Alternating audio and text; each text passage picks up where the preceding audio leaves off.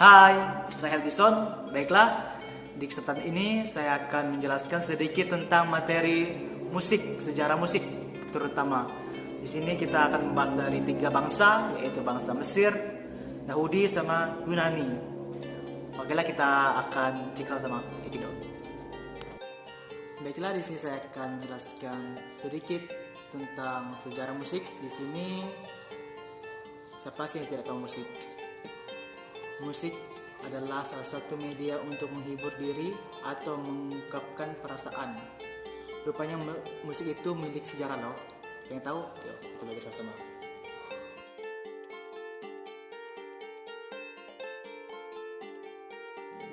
Baiklah, kita akan mengulas tentang sejarah musik di kerajaan bangsa Mesir.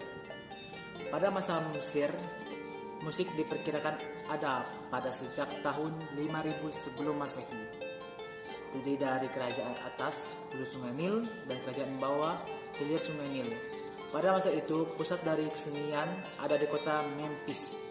Masa kejayaan bangunan dan bangunan piramid ada sejak tahun 2500 sebelum Masehi. Dan hingga saat ini, bangunan piramid menjadi salah satu situs tertangguh dan termegah di dunia.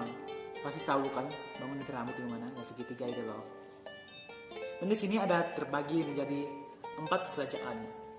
Kerajaan lama, kerajaan media, kerajaan baru, zaman perdamaian akhir. Baiklah, yang pertama, kerajaan lama. Masa kejayaan pada tahun 2850 sampai 2160 sebelum Masehi. Kerajaan media pada tahun 2040 sampai 1650 sebelum Masehi. Kerajaan baru pada tahun 1550 sampai 1070 sebelum Masehi, itu pada zaman pemberontakan Raja Ramses. Zaman peradaban akhir pada tahun 711 sampai 332 sebelum Masehi, masa-masa penjajahan. Baiklah, di sini kita akan mengetahui apa saja peninggalan sejarah yaitu bangsa Mesir dari musik. Rupanya itu adalah musiknya loh. Rupanya pada masa Mesir kuno sudah menggunakan instrumen musik yang sampai sekarang masih ada. Pada masa itu alat musik yang terkenal adalah harpa dan gairah. Baiklah, di sini kita akan melihat tentang musik harpa terlebih dahulu. Pengen tahu harpa itu gimana? Oke, lanjut.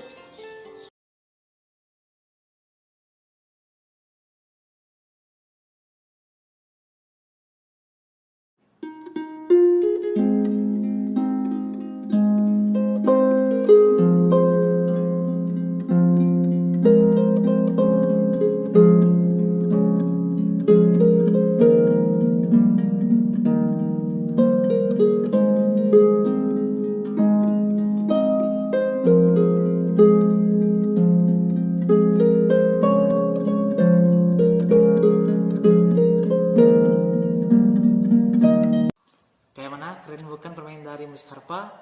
Baiklah, yang kedua kita akan belajar tentang alat musik laira.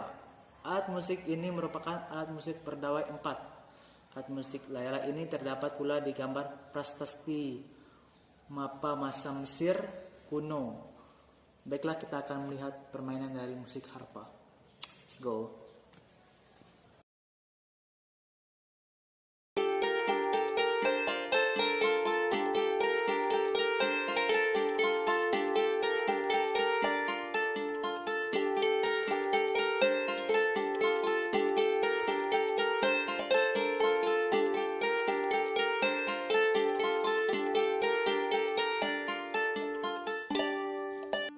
Bagaimana gue sebutkan suara dari alat musik laira?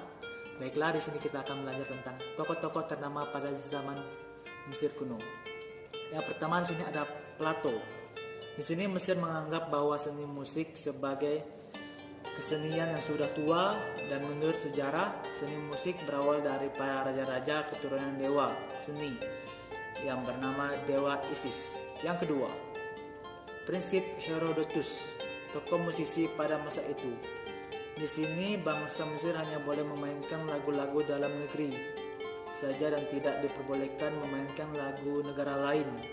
Hukum sudah berlaku pada masa Mesir waktu itu dan lagu ratapan pada masa Mesir disebut naneros. Wow, gimana kalau kita memainkan alat musik atau musik dari luar negeri, kasih kena hukum.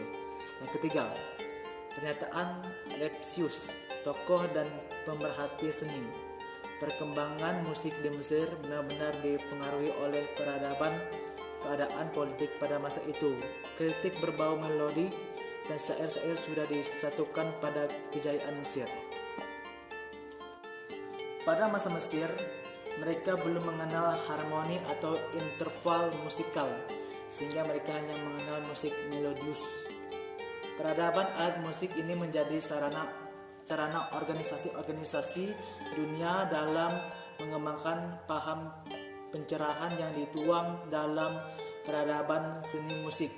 Tertuang pada kitab suci Perjanjian Lama, yaitu Daniel pasal 3 ayat 4 sampai ke 5. Berhala-berhala sangat populer pada masa ini.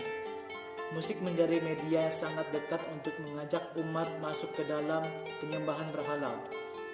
Menyikapi hal ini, pada masa berikutnya, peradaban Yahudi memberi peran penting untuk membetulkan paradigma keliru yang sudah digaungkan pada masa Mesir kuno, sehingga teori-teori ketuhanan menjadi dampak sangat besar dalam peradaban dunia dan kemajuannya. Baiklah, di sini kita akan belajar tentang sejarah musik Yahudi. Baik, Cik Don.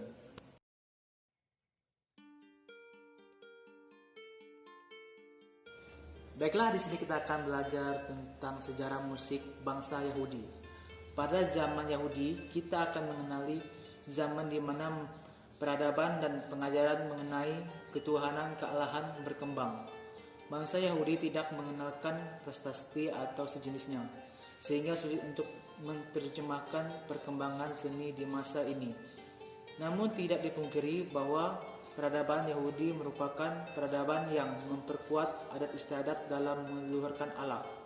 Hal ini tertuang pada kitab suci Perjanjian Lama di dalam Keluaran pasal 15 ayat 21. Melalui kejadian Deborah dan Barak anak Abinoam dalam mengalahkan Raja Sisera dari bangsa Kanaan, mereka berada, "Dengarlah hai raja-raja, tinggallah telinga hai para penguasa, aku akan bermadah kepada Tuhan, akan memadahkan mazmur kepada Tuhan Allah bangsa Israel."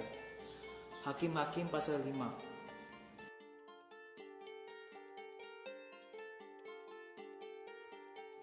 Baiklah, kita akan mengenal alat musik pada zaman Yahudi.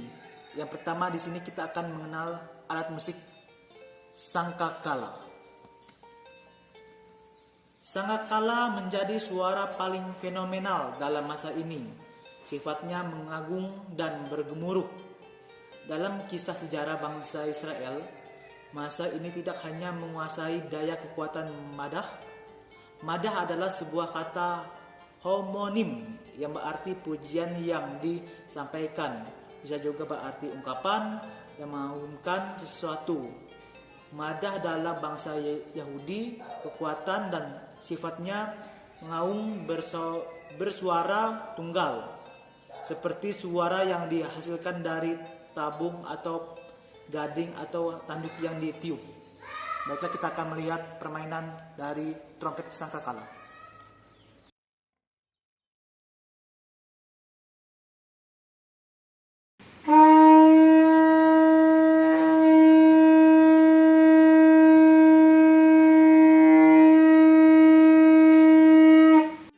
Baiklah, sudah tahu kan suara sangkakala itu seperti apa? Baiklah, dan di sini ada alat musik kinour atau ugep, alat musik yang diciptakan oleh Tubal.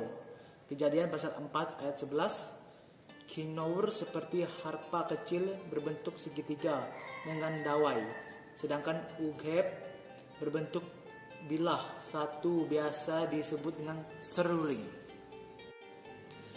Baiklah, musik Yahudi berkembang pada dua tahap yang sangat berbeda. Tahap pertama yaitu musik Kenisah abad 10 sampai ke-6 sebelum Masehi.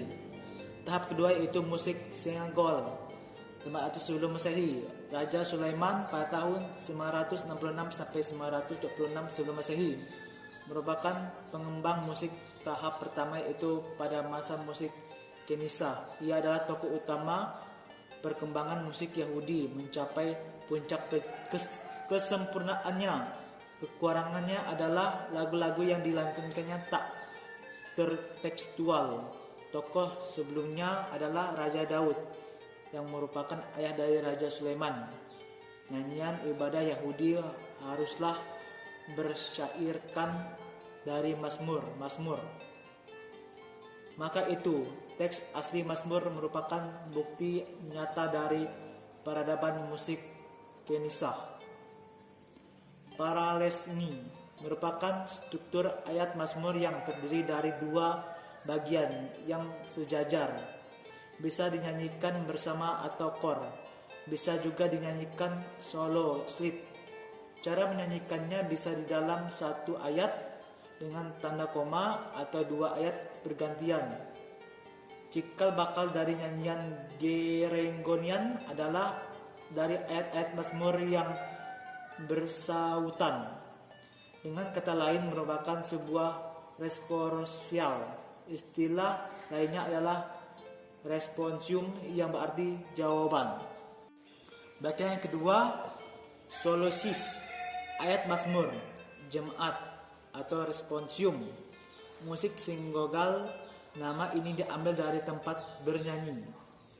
Sinagoga, tempat berkumpulnya orang Yahudi untuk berdoa, mendengarkan pembacaan Taurat, juga untuk menyanyi pada hari Sabat atau tiap hari Sabtu yang merupakan hari di mana bangsa Yahudi beribadah.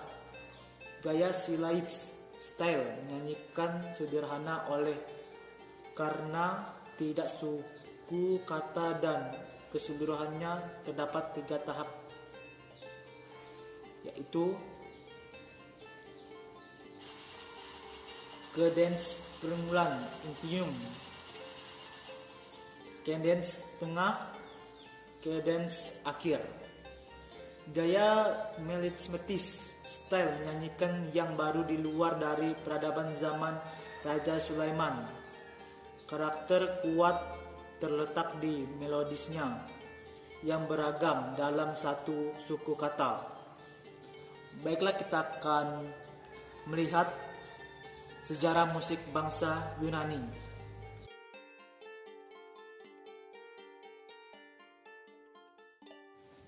Oke, di sini bangsa Yunani, itu lagu ratapan pada masa Yunani disebut linos. Dalam sejarah kerajaan Yunani terdapat 2 masa yang mempengaruhi peradaban dunia, masa mistis sebelum 1100 sebelum Masehi dan masa Fens kedua 1100 sampai 500 sebelum Masehi. Apollo, dewa pelindung kesenian. Bagi bangsa Yunani, musik memiliki dewi-dewi yang berbeda yang terbagi menjadi 9, yaitu Dewi Seni Sastra, Dewi Sejarah, Dewi Sastra Erotis, Dewi Seni Sastra Listris, Dewi Ria Jenaka, Dewi Drama Sedih, Dewi Seni Tari, Dewi Seni Olah Nada, Dewi Ilmu Bintang. Pada fase kedua, kisaran tahun 1100 sampai 500 sebelum Masehi hingga seterusnya merupakan peradaban yang mengemparkan dunia. Oleh karena fase ini semua sistem musik tertangkum. Dan di sini kita akan melihat Laertios merupakan seniman pertama bangsa Yunani yang hidup sekitar tahun 676 sebelum Masehi. Ia adalah pencipta lagu-lagu patriotik yang merangsang pemuda Sparta menjadi pejuang dalam berperang dengan orang Messenia. Troubadours, orang paling berpengaruh dalam peradaban musik dunia, lahir di Pulau Lesbos dan bermukim di Sparta. Sebagai guru besar peradaban awal seni musik, ia adalah pendiri sekolah musik Lesbos. Ia adalah pengembang tetrachord menjadi 7 nada. Polynestros merupakan penemu dan penyohor sistem 7 nada yang dikembangkan dari Terpentros. Nada Lyra yang asli adalah E, D, C, B. Nada tambah atau lanjutan Lyra adalah A, G, F, E. Di sini tangga nada diatonis. Dasar dari semua teori ini adalah tetrachord. Terta berarti 4 dan chord berarti dawai. Dikatakan diatonis karena adanya langkah lanjutan dari 4 nada asli terchord dan berujung pada 3 kemungkinan, yaitu A setelah 2 langkah untuk terdapat langkah setengah dinamakan Doris sama dengan 1 kurang 1 kurang 1/2. Langkah setengah terdapat di tengah 2 langkah untuk disebut Finch sama dengan 1 kurang 1/2 kurang 1. Langkah setengah nada terdapat di sebelum 2 langkah disebut Laidis sama dengan 1/2 kurang 1 kurang 1. Jika menjadi tangga nada pokok, maka ketiga rumus tersebut dilanjutkan ke bawahnya lagi sehingga tercipta 3 tangga nada pokok dengan rumus sebagai berikut. Yang A, TN Doris sama dengan 1 kurang 1 kurang 1 1/2 dan 1 kurang 1 kurang 1/2. TN French sama dengan 1 kurang 1/2 kurang 1 1 kurang 1/2 kurang 1. TN Ladies sama dengan 1/2 kurang 1 kurang 1 1/2 kurang 1 kurang 1. Mungkin dalam video ini ada yang kurang jelas. Saya mohon maaf karena di sini saya masih belajar. Sekian dari pembahasan sejarah musik. Saya ucapkan terima kasih.